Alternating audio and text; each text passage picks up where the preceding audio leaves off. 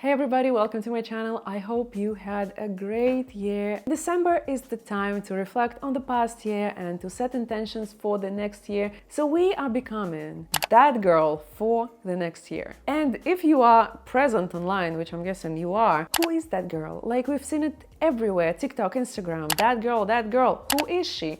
For me personally, it's the girl who treats herself as a main character. She loves herself, she respects herself. She is the main character. First, we need to decide for ourselves, who is she, the best version of ourselves? Who is the best version of Yulia? If it's easier for you, you can write this down. For me, I kind of know what the best version of me would do. I even saw a TikTok the other day and the person was telling about creating that perfect day. So you can write my perfect day, my real day, and then compare and see what things you should be doing in order to get to your perfect life, in order to become that girl.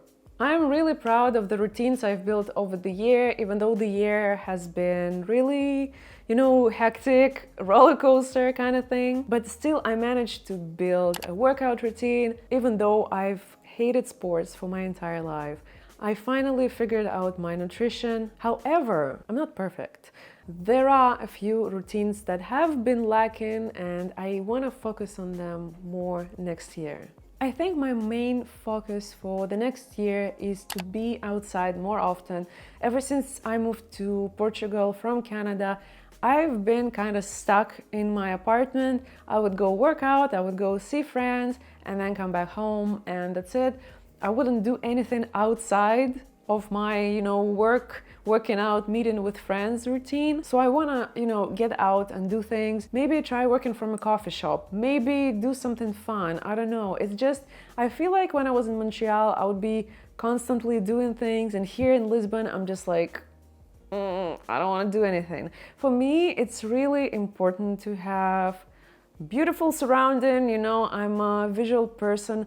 For me, unfortunately, Lisbon is not the place that inspires me. It's more of a place for chilling, not for I want to do everything. My places of power, whatever you want to call them, I would say New York, definitely. Every time you come there, you're like, oh my God, I want to do things. I feel the energy. London, Montreal, but definitely not Lisbon. I mean, I cannot do anything about it because we moved here as a family, so I can't just leave. So I wanna spend more time exploring Lisbon, exploring Portugal, maybe go on solo trips, maybe plan some getaways with my husband. So just be outside more often. Another thing that I've been doing previously, but then I was like, whatever. I want to continue learning Portuguese because I've been living here for 2 years already. And I was like, later. And I get it. I have trauma from learning French because, long story short, I had to learn French from 0 to almost advanced, almost fully proficient in a year and a half. And that was terrible because I was constantly stressing out because I had to pass my exam and then apply for immigration, blah, blah, blah. So with Portuguese, I was like, no, that's not gonna happen again. So I'm taking my time. I've installed back some apps like Memrise, Drops, even Duolingo, because Duolingo has some good Portuguese vocabulary, I would say, exercises. Sometimes it's different because it's Brazilian Portuguese, but I know the differences so I can, navigate the app. So yeah, I'm thinking maybe of taking classes, maybe finding a tutor, a teacher, because with the apps, I've installed them. It's been a few months. How many times have I used the apps? A few. Hey, this is Yulia from the future. One thing that I forgot to mention is that next year I really want to keep learning things. As a person who is naturally curious, who likes to learn about new things, I want to keep doing that.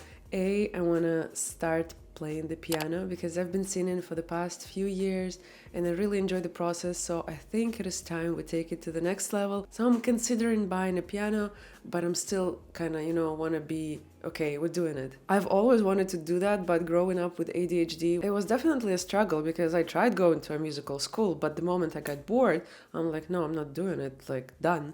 So now when I'm, more conscious about my decisions and my interests and everything, I want to give it another try. And another thing on my to-do list for the next year is to learn how to drive manual, because I've been driving for the past, I don't even know, many years. However, when we moved to Portugal, everything is manual. If you want to rent a car, if you want to go somewhere, the majority of the cars are manual, and getting an automatic car is a bit complicated. It's more expensive. I was like, you know what?